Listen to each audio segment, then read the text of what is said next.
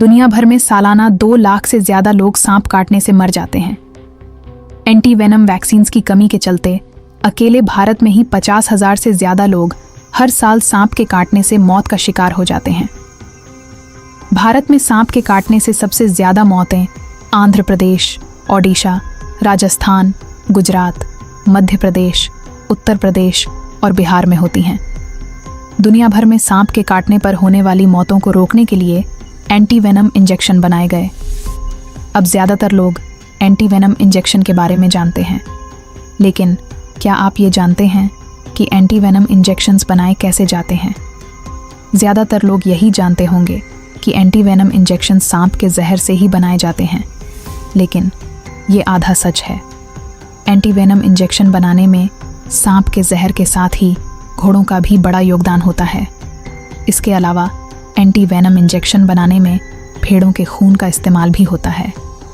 बता दें कि कई बार इस कोशिश में घोड़ों और भेड़ों की जान भी चली जाती है, फिर भी इनका खून एंटी वेनम इंजेक्शन बनाने में इस्तेमाल कर लिया जाता है। दूसरे शब्दों में कहा जाता है कि ये जानवर इंसानों की ज़िंदगी बचाने के लिए अपनी ज़िंदगी दांव पर लगा देते हैं।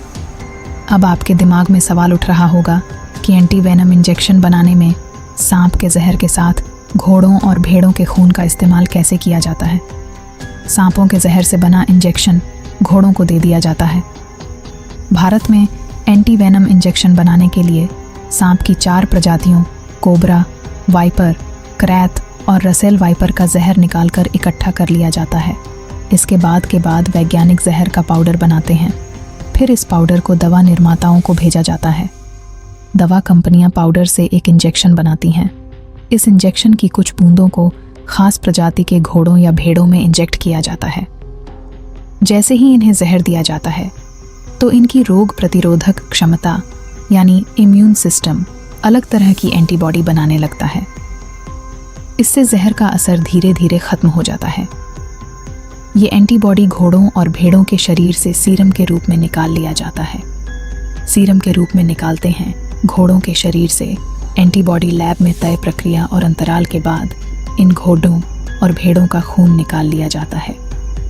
फिर लैब में लाकर खून से सीरम निकालकर एंटी वेनम इंजेक्शन बनाए जाते हैं। यही सांप काटने के बाद इंसान को लगाया जाता है। इस तरह के और वीडियो के लिए हमें सब्सक्राइब करें।